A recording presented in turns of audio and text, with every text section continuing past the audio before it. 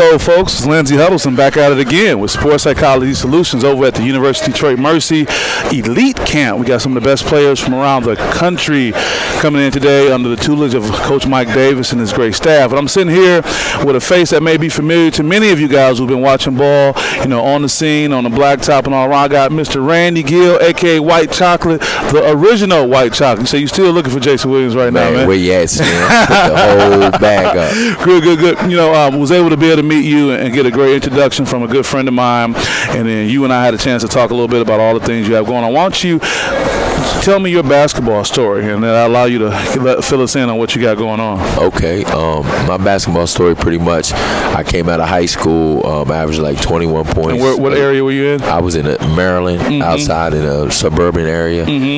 Actually, like dang near a country area. I'm from D.C., but then my mother moved out there, so in high school. So I averaged about 21 points, 11 assists a game. My junior year, 22 and 12. My senior year, broke probably 9 school records. I didn't get a scholarship to anywhere. Wow. Well, let's stop right there because we have time. We got time. Yes, sir. What was that like, doing so well, you playing, you balling, and you didn't get a call, get a scholarship opportunity? So I guess right there, I just at that time I was just a young kid that just wanted to play basketball, and that's all I knew. I just wanted to play. I loved the game, and I was going to do anything I could to play at the highest level I could play. Right. So I didn't have a scholarship anywhere, but I didn't necessarily. I just wanted to go to college and play basketball. So that was what I wanted to do. So I wasn't even discouraged. I was just hoping. I was discouraged a little bit, but I was more like, I want to play. I want an opportunity to play. And so I went to a junior college, and I didn't do anything in the classroom. I was playing basketball. I'm doing good. I'm starting on the junior. I was a junior college, Keystone Junior College in Pennsylvania. But now I didn't do no grade. I didn't do no schoolwork. So now I have a 0.0 grade point average, and I get sent home. And I will go back to right outside of D.C. Well, let's stop right there for a second. We got time. This is about you, Absolutely. Us getting to know you. So we often hear about players who are so passionate about playing, and we like that as coaches, as parents. But when you made the transition to continue to be a student athlete, you weren't academically focused. Not at all. So what do you say to players who are out here now who run the risk of having something like that happen, going back in hindsight? Well, in hindsight, of course, you're great. If I would have got when I tell the story, you'll see if I'd have had my grades right in the first place, I would have got what I wanted way earlier. If I'd have did the things that I could control, then the other things would have took care of themselves. Let's talk about what are the things that you could have controlled. I wanted to play basketball so bad in college, but I didn't even have the necessary steps to go D1, right? So that was a great dream, but I didn't have the necessary steps which I could have attained. And if I'd have did that, then I would have went D1. Right. So when it comes back to it, like I was saying, I get kicked out of the college because I have a 0.0 grade average. I go back. I'm playing every day. I'm getting good. Somebody says, "Hey man, you got to come play in this Midnight League. This is the best place." You're back in DC area now. Back in DC. Right. The Midnight League is the best place to play. Come play. You got to play. I never heard of it. I'm like, what is this, and that, and the third. I go to the Midnight League. It's some of the best players in the city. I bet it's really competitive. Oh, man, the games was at like 10, 11, and 12. It's in the hood. It's lit. But the thing is, it's all the best players from our whole, like Maryland, D.C., PG County, Virginia. You might come. Anybody that's supposed to be good, people are going to get them. Right. So I make the team. I end up bringing we were like the worst team in the league. I would bring us all the way to the championship. Oh, wow. We go to overtime. I hit a shot that brings us to overtime. Now, after the game, PG Community College. It's a junior college. They say, "Hey, man, we want you to come here. Bop, bop. We love you." This, that, and the third. I'm like, okay, great. I'm happy now. I got a chance to play. Right. I'm like, yeah. Was your mindset different then? My mindset was still about playing basketball. They say, "Hey, you got to get your grades up if you want to play." My mindset is still, I want to play basketball. But, okay, I'm going to do whatever I got to do to play basketball. Right. So now they're like, you got to become eligible, take these classes, and you have to sit out a whole year. You can't play. So it all got put on you. Oh, yeah, man. And on hold because I'm in a rush to play. And now I got to hold. I got to sit out this year. Okay? Then I get to play the next year. Now, nobody ever heard of me, remember? except for this midnight league. So right, that was your base. There you go. So I'm coming out. It's 120 people at trials. You didn't have no scholarship still, but you get to play on the community college team if you make the team. Mm-hmm. So now it's 120. I'm in the city. It's 120 people trying out for my junior college team, and a lot of them can play. Mm-hmm. A lot of them went D1 and came back and all type of different things. They might be 23. Serious competition. Boom.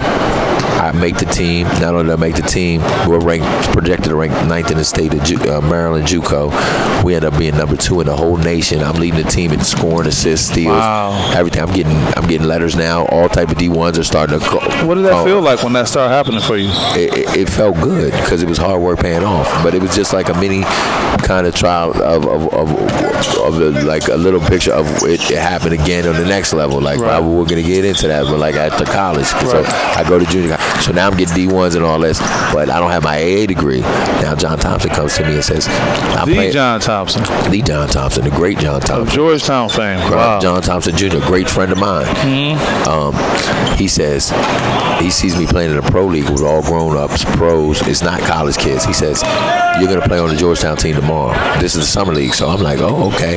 Boom, I just had 41 against some pros that play in the NBA, and it's 38 the next day. He watched me both games. He said, you're coming to play on Georgetown's team the next day. I said, okay, coach. I said, what's my role, coach? What you want me to do? He said, man, let it fly. That's your role, to let it fly. I said, oh, bet. I got you.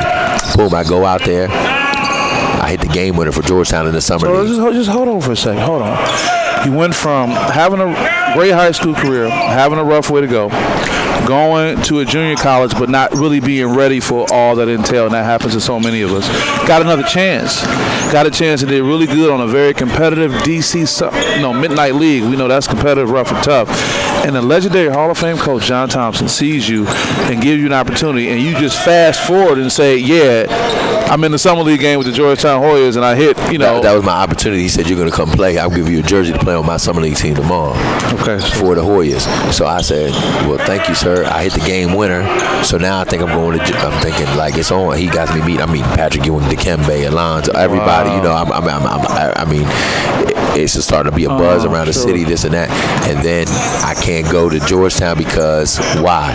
Because I don't have my AA degree, right? Mm-hmm. So my grades are good enough now, but I don't have the paper necessary, which if I would have just did that in the first place, I could have probably had 3-4 years. Now I got 1 year left to play basketball collegiately. I'm having a son. My son's on the way, right? So now, like, real life is hitting now, and then I got 1 year left to play basketball, and I think I'm working construction or something. I don't know what I'm doing. I'm trying to, like, survive. And then the phone rings, and it's one of the teams I played against in junior college. The head coach had got the job at Bowie State University. Okay. This is a Division II, so I don't need an AA degree. So he says, I'll give you the full scholarship. You come here, and I had already went to another school, and I got a scholarship and money and all that stuff, and then I get a full ride here. So I earned myself a scholarship right from nothing. Yes. And then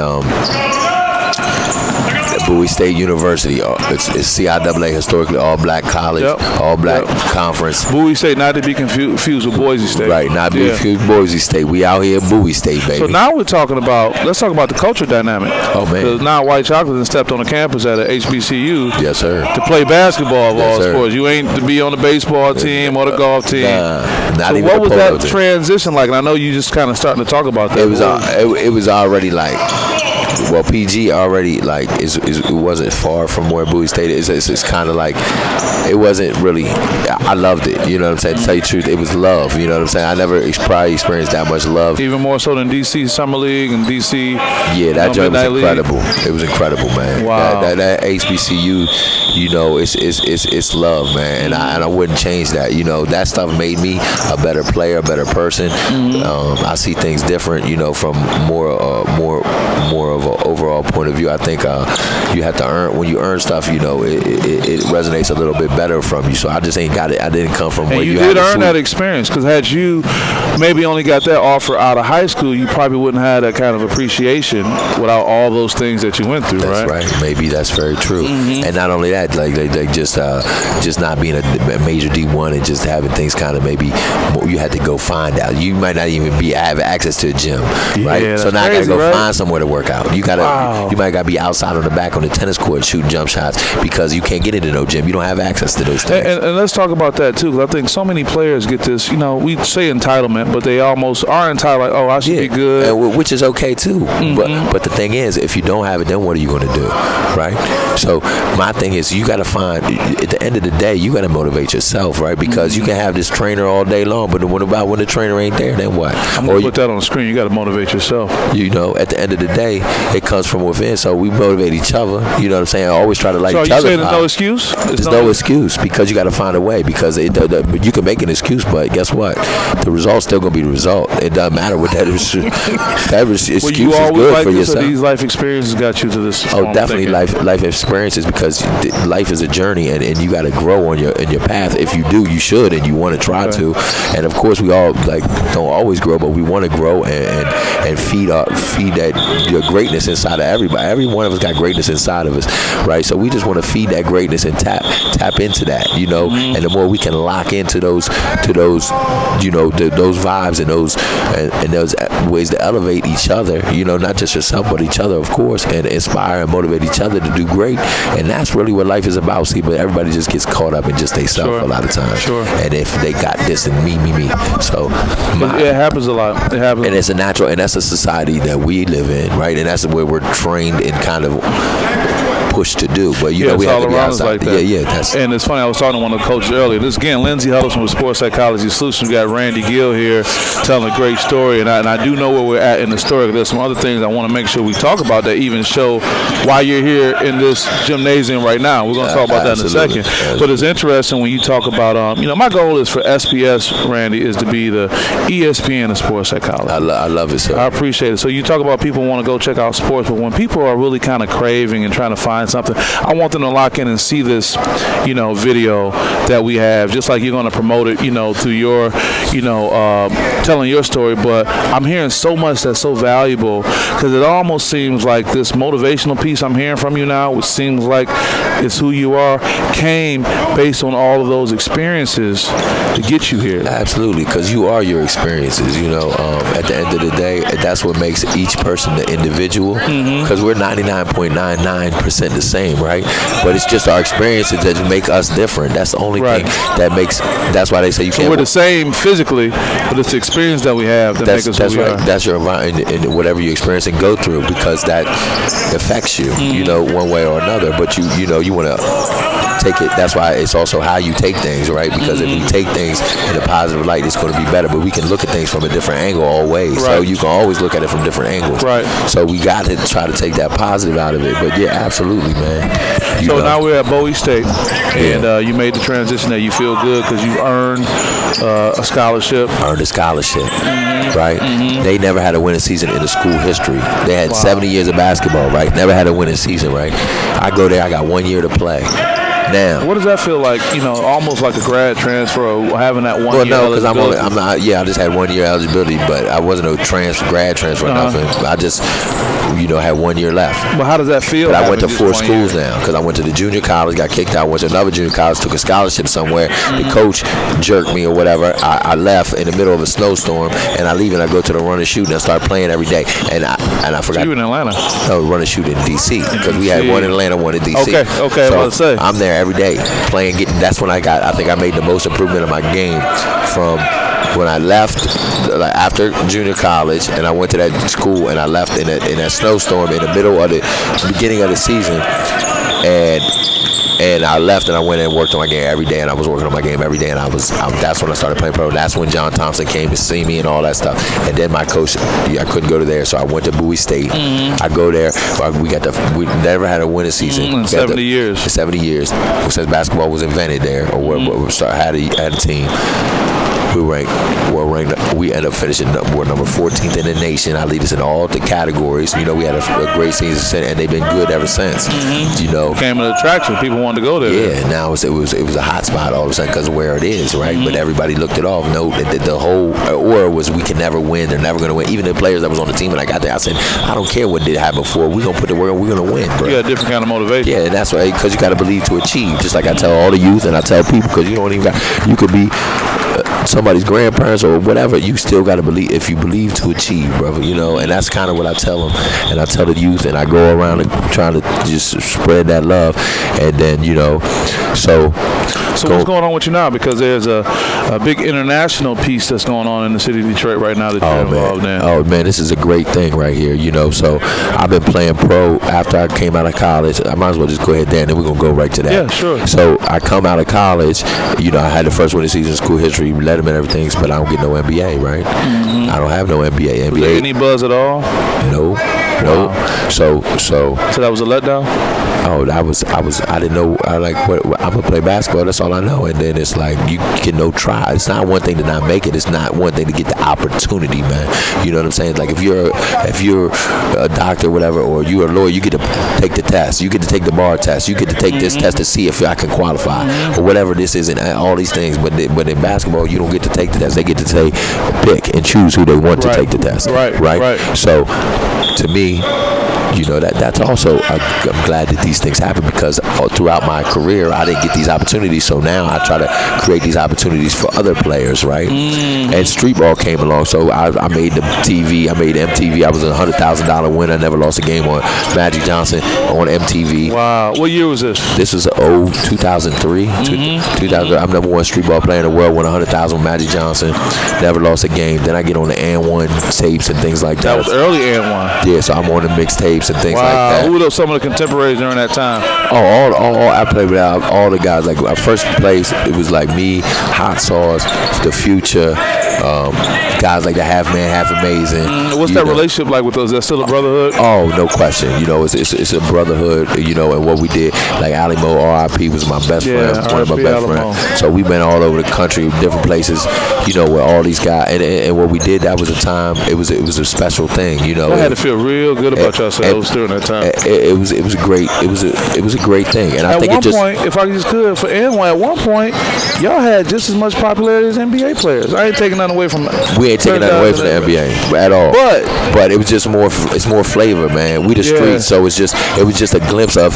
It just showed you a glimpse. It's like the original Harlem Globetrotters, not today's Harlem Globetrotters, but the real ones in the 1930s that used to go back there and cook every NBA team. Yeah. So that's what I like. That's what I am. You know what I'm saying? That's kind of what I am, and I represent is the game of basketball, not the politics, but the game and the true love of the game. So that's what I represent in my life to be. That make you intimidate people? I don't know. I think people respect it. Maybe they might be intimidated, but I ain't somebody but they might be intimidated when they got to play me because of my fire and my passion, because I live my life and I live this game. You know what I mean? So it's a war when I'm on the court. I can believe it. Okay, it's going to be that, but you know, off the court, it's all love, respect, and then the relationships gained through the basketball is a blessing. Right. So I lived that street ball thing in a pro minor league life for like 10 or 15 years. I've been an all-star in every single league. Still never got a chance or an opportunity. I gave so many NBA all-stars 50 and 60 points. I've had over 105 times in my life. Wow. You know, and then so I got to meet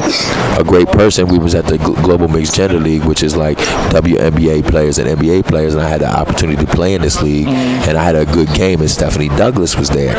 So I met the great Stephanie Douglas. So the great Stephanie Douglas said, I got to meet her, and she came up to me. She said she thinks I'm a very good player. She's having this combine, and it's going to be called the Euro Pro Connect, and it'll be taking place in Detroit.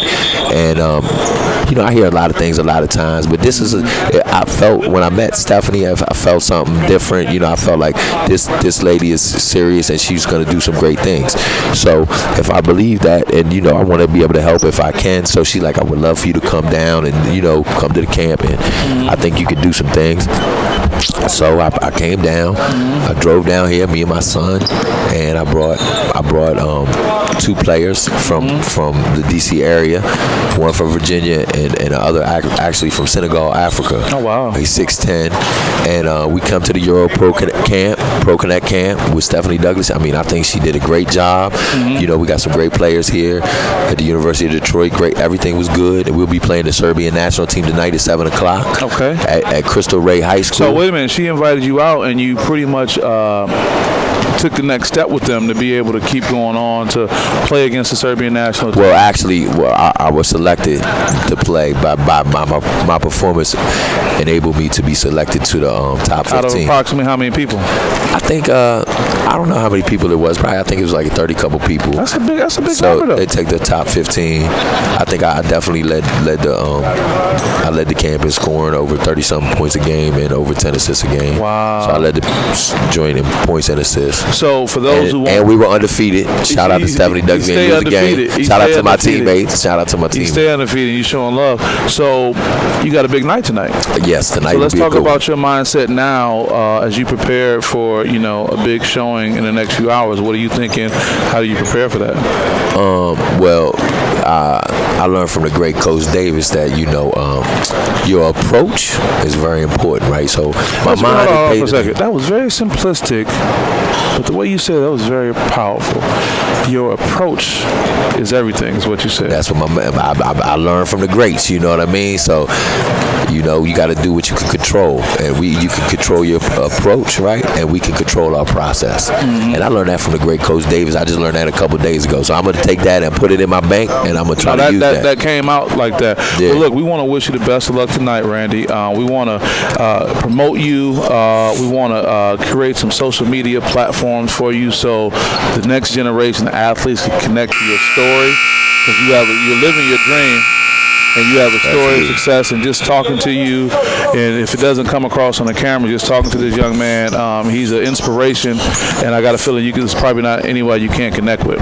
So I appreciate that. I want to wish you that. Anything you want to shout out to anybody who might be watching or who will pick up on this? Absolutely. I just want to tell y'all, man, to always believe to achieve, and no matter what road you pick, it's going to be obstacles. It's going to be trials and tribulations. So you just have to stay true to yourself and stay true to what you want and put the work in, because I believe that if you put the work in, you can achieve anything that you do want to do in life. So just always believe it and believe in yourself, and things come, but you got to put the work in, So it ain't never just sweet, and if something that you really want, you're going to have to put the work in, but believe in yourself and then enjoy the process, you know what I'm saying, of becoming great or whatever you want to become great at. Enjoy that process, because that's the key, because you just want to be great, and you're great, then what? Then it's over. Right. No, you got to enjoy that process. Right. So for me, it's great. I love this, sports psychology solutions, because so in 2001, I left Bowie State. I went and toured, played basketball for 15 years, and then, I got 2 sons and a daughter, and, in 2014, I went back to school, and I got my psychology degree. Did you really? So I did. I don't have a sports psychology, but I live sports, and I do have my solid. So I have a great deal of respect for what you're doing, and then I also connect to it because, I think there's so many platforms that we can do and reach with this, man. That's great. Well, man. Me and you won't be done dealing with each other. How about that? That's a blessing, we can bro. Put that out there. I like that, man. And best of luck tonight. Lindsey Elson here, guys, with Randy Gill as well. Thank you. Follow him, support him, and share this message. We know it can help others. So we'll talk to you guys soon.